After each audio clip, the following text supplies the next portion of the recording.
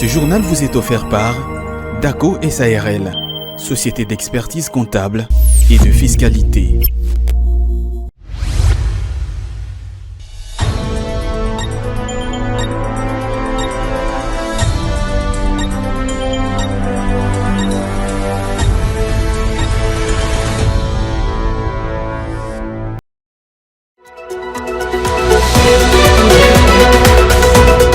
Le Sénat examine 5 projets de loi liés au secteur des finances publiques.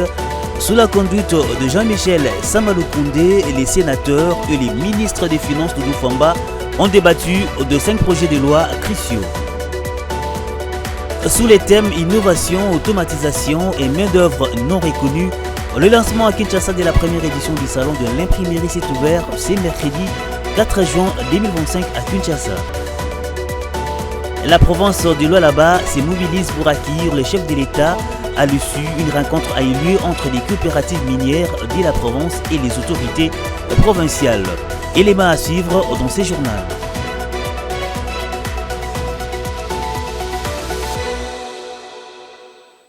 Voilà tout pour les titres. Bienvenue à tous. Le président de la République, Félix-Antoine Tshisekedi, a procédé à la mise en place d'une coordination spéciale d'experts chargés de piloter les discussions avec l'administration américaine dans le cadre du partenariat stratégique minier contre soutien militaire, un deal qui vise à renforcer les capacités sécuritaires du pays face aux conflits armés dans l'Est et à structurer les relations avec Washington dans le cadre de l'accord de paix sous l'égide des États-Unis. Suivez. Cette équipe a pour mission de formaliser et accélérer les négociations sur ces partenariats miniers et sécuritaires.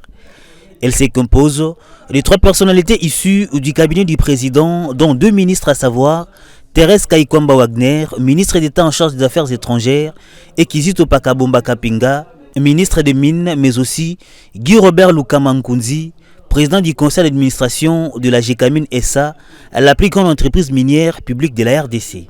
La coordination est également renforcée par des experts juridiques de haut niveau travaillant dans les secteurs miniers, notamment Maître Pascal Agboibor, avocat associé du cabinet Asafo Eco, reconnu pour son expertise dans les secteurs de l'énergie, de mines, des infrastructures et du développement des projets en Afrique.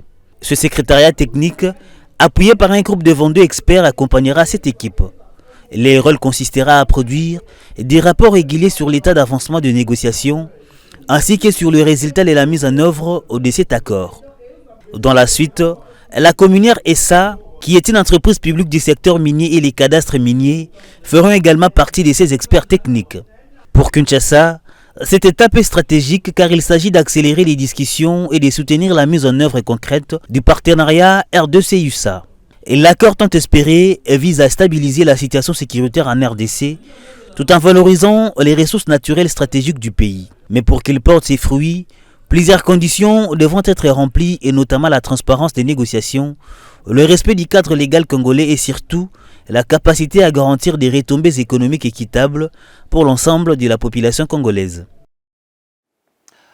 Lors de la séance plénière conduite par Jean-Michel Samalou Koundé, le mardi 3 juin 2025 à la Chambre haute du Parlement, les sénateurs et les ministres des Finances Doudou Famba ont débattu des 5 projets de loi cruciaux. 4 d'entre eux portent sur la rectification, sur la ratification d'ordonnances loi, tandis que les derniers visent à modifier et compléter la législation relative à la lutte contre le blanchiment des capitaux et les financements du terrorisme. Ces échanges ont mis en lumière des enjeux financiers et institutionnels majeurs, suscitant des interrogations sur l'impact de ces décisions sur l'économie nationale et la gouvernance.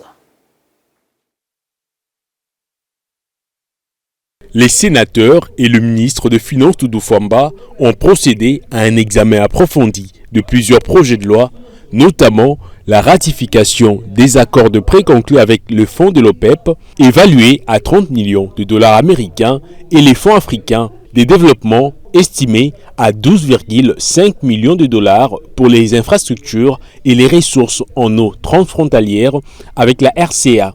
Ils ont également étudié la ratification de la convention de prêt syndiqué avec les banques commerciales pour le paiement de la moyenne des agios globales et l'approbation de la participation de l'État congolais au capital d'Air Congo. Enfin, la modification de la loi sur le blanchiment d'argent et les financements du terrorisme a été soumise à discussion. Les 3 accords de prénégociés conclus avec le gouvernement de la République s'inscrivent dans le cadre du programme régional d'appui au développement des infrastructures et valorisation des ressources en eau frontalières entre la République centrafricaine RCA et la République démocratique du Congo, notre cher et beau pays, à travers le projet Prédir, avec un montant total de 30 millions de dollars américains, et pour le deuxième, le 16 octobre 2024, avec le Fonds africain de développement phare, pour un montant de 12,5 millions d'unités de compte, soit 16,6 millions de dollars américains. Ce projet Prédir, qui s'exécute en 2 phases, constitue une opportunité pour la République démocratique du Congo d'amorcer dans sa première phase la résolution de la problématique de l'amélioration des conditions de vie de nos populations dans les provinces du Nord Ubangi, du Sud Ubangi et de la Mongala. Les sénateurs ont exprimé leurs préoccupations. Une loi problématique ne devrait pas être modifiée. La participation de l'État Air Congo pourrait fragiliser la compagnie nationale existante et ils recommandent un mécanisme d'examen préalable avant toute ratification. Face à ces réserves, les représentants du gouvernement a dû clarifier le point soulevé.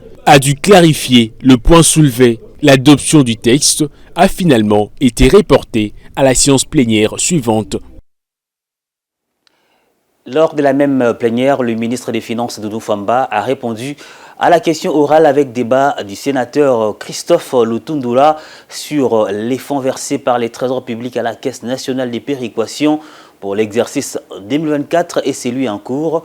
Un échange approfondi au cours duquel le ministre a éclairé les sénateurs sur les défis et enjeux liés à ces financements. Ozé Kabamba et Sile Chamala. Après l'interpellation du DG de la Caisse nationale de péréquation la semaine passée, c'était au tour du ministre des Finances, Doudou Famba, de détailler les fonds alloués à cet organe en 2024. Chaque année, des crédits sont prévus dans le budget de l'exercice pour alimenter cette caisse et lui permettre de réaliser ses missions constitutionnelles. Quel est le volume des fonds versés par les trésors publics à la Caisse nationale de péréquation pour l'exercice 2004 et celui en cours? À quel projet ces fonds ont-ils été affectés et dans quelle province? Plutôt que de se limiter à une réponse chiffrée, le ministre a sollicité de l'Assemblée plénière une réflexion sur les obstacles entravant le bon fonctionnement de la Caisse. Rappelez ici, mais également devant votre guiste chambre, les différentes contraintes auxquelles font face les différents gouvernements qui nous ont précédés depuis 2006 à ce jour dans la quête de l'opérationnalisation, mais également de la mise en œuvre d'une disposition de la loi fondamentale. Cette gestion s'effectue dans un contexte macroéconomique particulièrement contraint et marqué par plusieurs facteurs aggravants. Il s'agit de la situation sécuritaire à l'est de notre pays. À l'issue de ces échanges, les sénateurs Lutundula s'est réjoui des précisions apportées par le ministre, saluant la transparence de ses explications. Nous avons eu un débat sans passion, sans populisme et sans exagération. Le président du Sénat, Jean-Michel Samal-Kondé, a quant à lui réaffirmé la nécessité d'une collaboration étroite entre l'autorité budgétaire et les gouvernements afin de mieux accompagner les actions de la Caisse nationale de péréquation. Le vice-premier ministre du Plan et de la coordination de l'aide au développement, Guylain Niembo, a rencontré le mardi 3 juin 2025 les députés nationaux pour discuter de l'avancement du programme de développement local des 145 territoires porté par le président de la République, Félix-Antoine Tshisekedi Tshilombo. Ces programmes se définissent comme vecteur de développement socio-économique du pays et visent entre autres la réduction des inégalités entre les villes et les milieux ruraux. Commentaire. Ces programmes prévoient la construction d'infrastructures de base, telles que des écoles, des centres de santé et des bâtiments administratifs, ainsi que la réhabilitation et la construction des routes et des dessertes agricoles pour relier les territoires enclavés. Pour Guylaine Yembo, VPM en charge du plan, qui y croit profondément, ces programmes répondent aux attentes du président de la République et du peuple. Malgré les difficultés rencontrées sur les terrains, notamment dues au contexte sécuritaire et budgétaire, les vice-premiers ministres s'est voulu rassurant quant à la progression du programme. Il a souligné que les retards dans la réalisation des routes agricoles sont dus à l'indisponibilité initiale des financements, mais que les programmes continuent d'avancer. De plus, il a lancé un appel au dépassement des querelles politiques et à la responsabilité collective pour la réussite du PDL 145 territoire. Pour le PDL, nous disons encore une fois que c'est un programme, moi personnellement, que je compte beaucoup sur ce programme, à la hauteur, on va dire, de toutes les attentes qui sont mises là-dessus.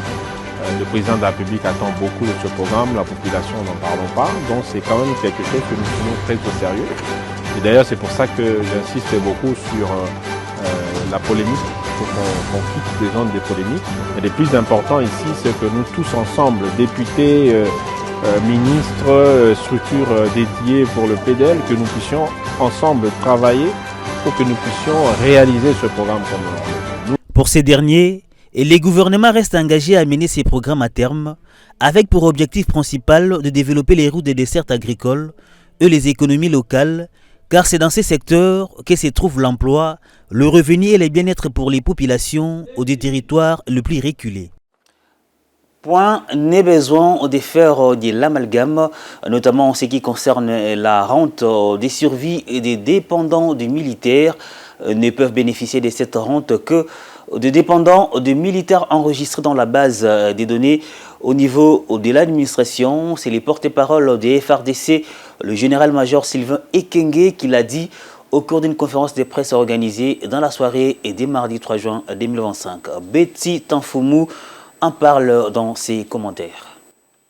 Ces échanges ont tourné autour de la prise en charge de militaires et leurs dépendants. Concernant la rente de survie de dépendants de militaires, sans aller par les dos de la cuillère, le porte-parole du FRDC a fixé l'opinion. Si le militaire meurt, comme moi, je meurs, il y a tout un processus, une procédure qui est engagée par l'administration. La première personne concernée, c'est le commandant de l'unité. Moi, je suis commandant d'unité. Dernièrement, j'ai perdu un colonel. Je viens de perdre un caméraman. Alors, ce que je dois faire, c'est quoi? 1. Envoyer le télégramme à la hiérarchie, à ma hiérarchie, pour signifier le décès, informer la hiérarchie du décès. Deuxièmement, je dois constituer son dossier et l'envoyer pour la rente de survie. Si le cas de décès est survenu pendant les opérations, sur le terrain des opérations, il y a un rapport qui est envoyé à la hiérarchie et à ce moment, ce rapport sera suivi d'un dossier constitué qu'on doit envoyer à l'état-major général via la voie hiérarchique pour que la rente de survie, tous les frais y afférents soient débloqués. Une fois arrivé à l'administration centrale, à l'état-major général, le sous-chef d'état-major général de l'administration s'en occupe, il traite les dossiers et il envoie au niveau du ministère de la Défense nationale, c'est-à-dire au secrétariat général du ministère de la Défense nationale, qui s'occupe du reste. Mais dire que la rente de survie des militaires n'est pas prise en compte, non. La question, c'est dans la procédure. Quant aux récentes déclarations du gouverneur militaire de l'Ituri en rapport à un prétendu refus de payer un groupe de veuves de militaires dans cette partie du pays, Sylvain Ekenge clarifie. En réalité, c'est un faux débat. Chacun est venu dans l'armée en tant que volontaire.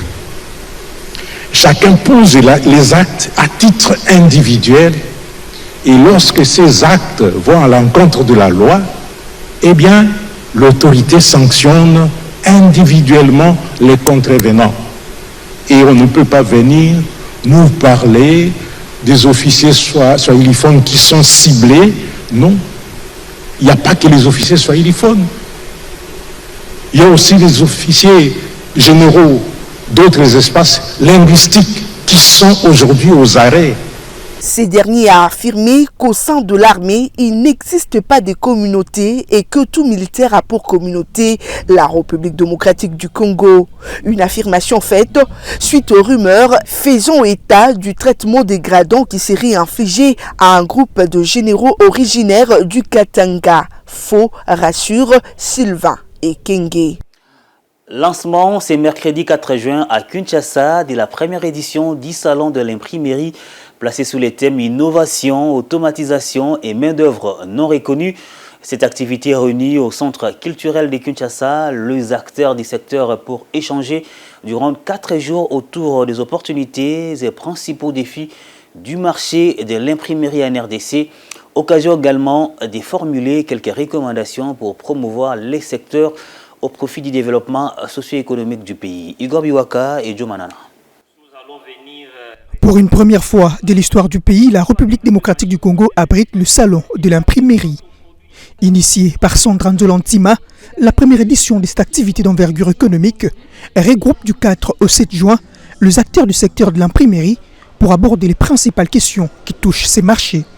Le lancement officiel de l'activité a été donné par le directeur du cabinet du ministre de l'Industrie, Clément Mouchengezi, pour qui l'événement témoigne de la vitalité de l'industrie numérique malgré les énormes défis. Ce salon, espace d'échange et de convergence, témoigne de la vitalité et de la transformation continue de notre industrie. Son discours a été précédé du mot de circonstance prononcé par la promotrice de l'activité qui y voit un regain d'espoir pour le développement du secteur. Le salon de l'imprimerie était un rêve, aujourd'hui le salon de l'imprimerie est une réalité.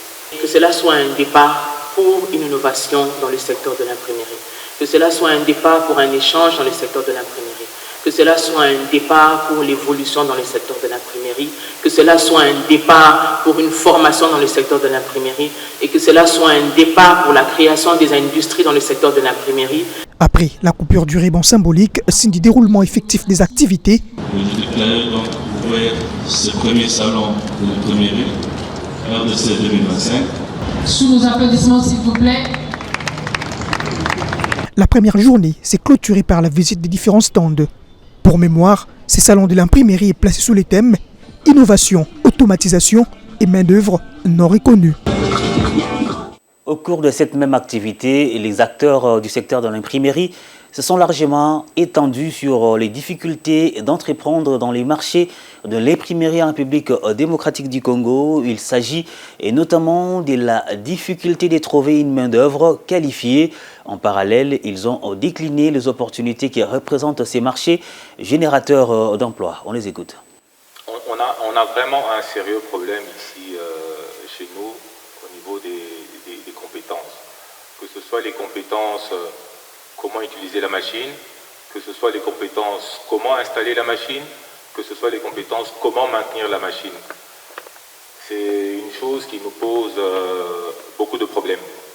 Certes, avec Internet, les difficultés ont un peu baissé, mais les difficultés restent encore. Donc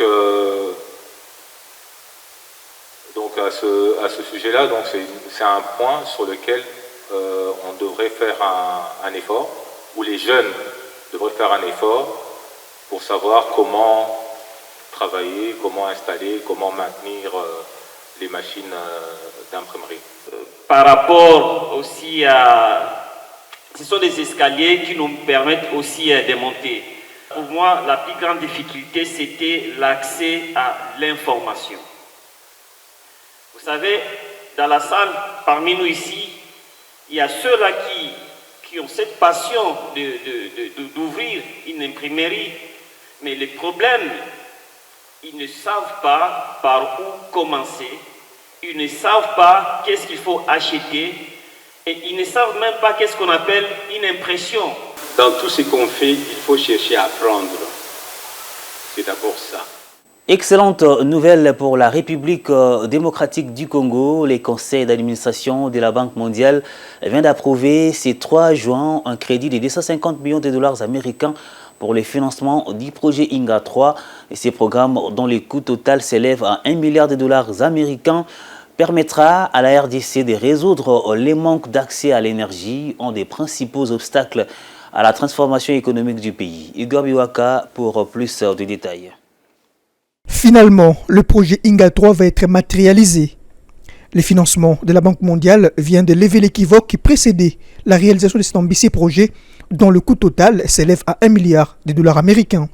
L'approbation des 250 millions de dollars américains par le conseil d'administration de l'institution de Bretton Woods donne lieu à l'exécution de la première phase de ces programmes, lequel se concentrera sur les opportunités de développement local dans le Congo central, avec pour objectif d'améliorer les conditions de vie et les perspectives économiques d'environ 100 communautés, soit 1,2 million de personnes vivant à proximité d'Inga.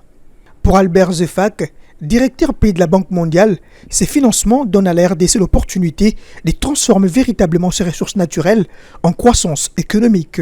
C'est l'opportunité d'écrire une nouvelle page dans l'histoire du développement de la RDC, une page qui met à profit les riches ressources du pays pour sortir de millions de personnes de l'extrême pauvreté, en soutenant la vision de la RDC pour INGA à travers ses programmes et des investissements complémentaires dans la gouvernance, l'éducation et les infrastructures.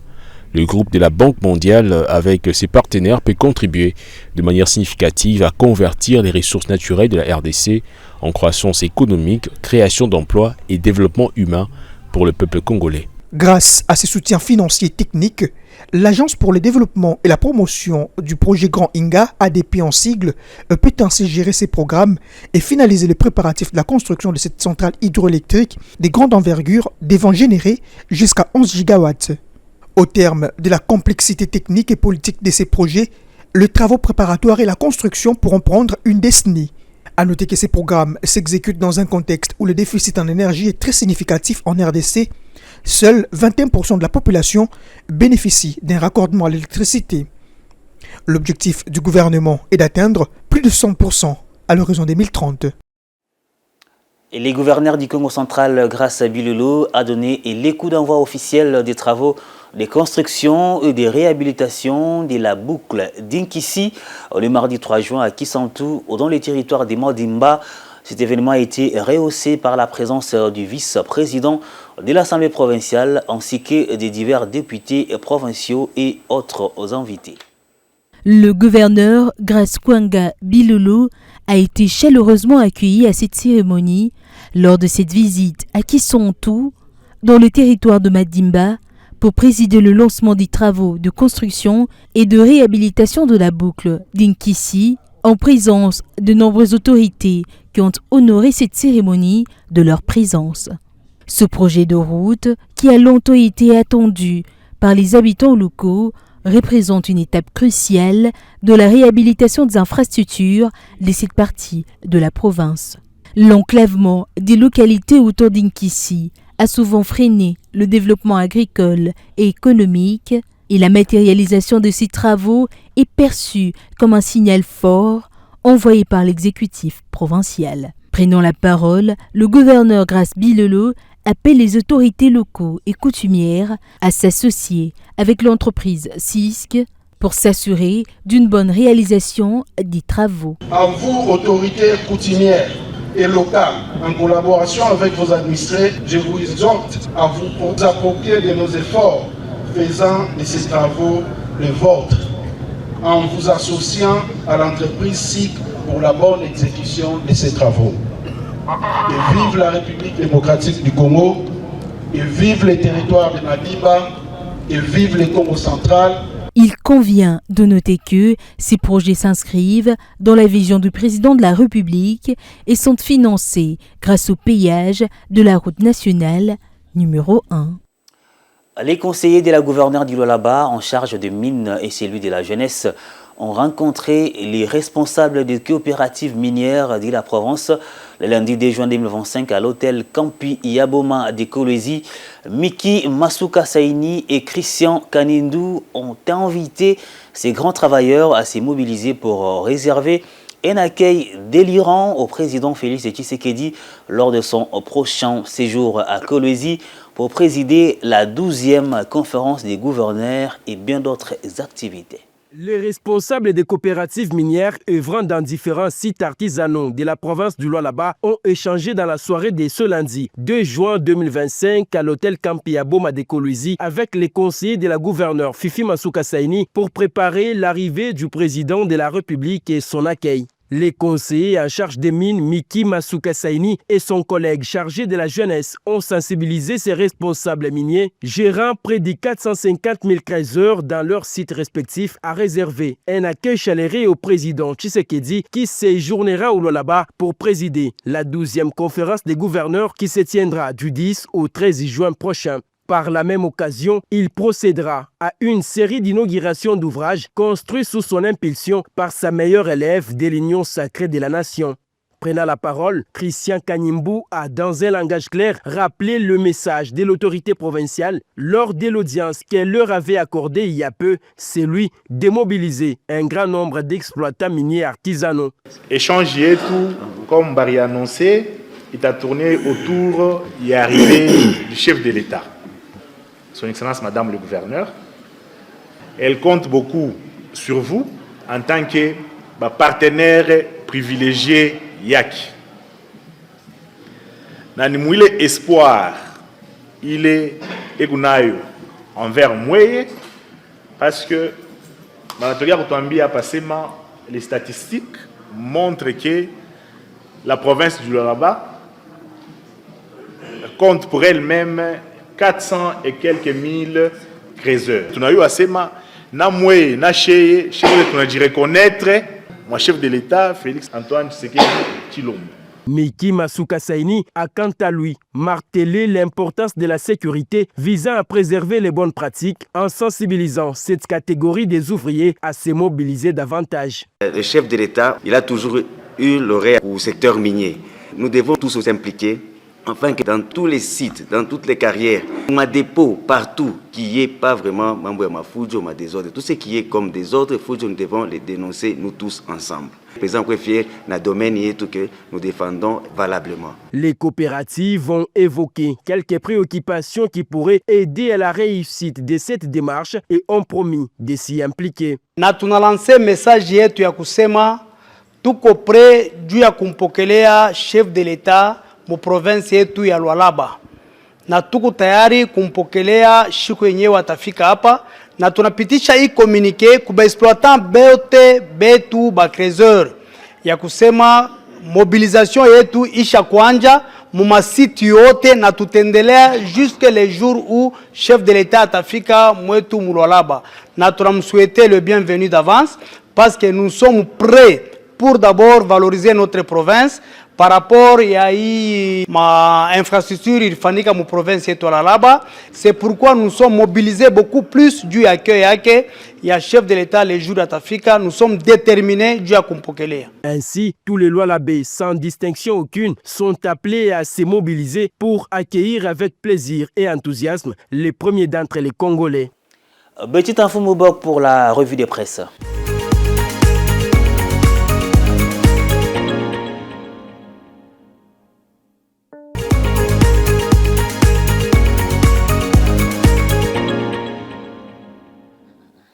On va à présent prendre le rappel des titres.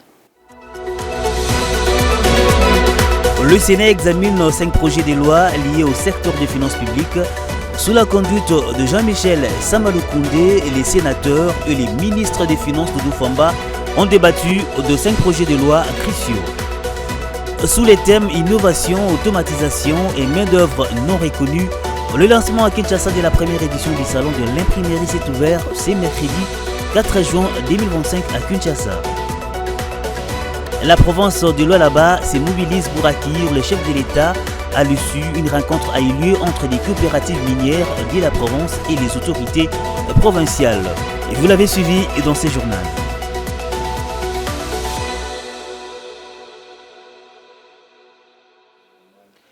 Ce journal est terminé et merci à vous de l'avoir suivi. Restez sur Ecofin Télévision. On se retrouve demain à la même heure et surtout avec... Ce journal vous a été offert par DACO SARL, société d'expertise comptable et de fiscalité.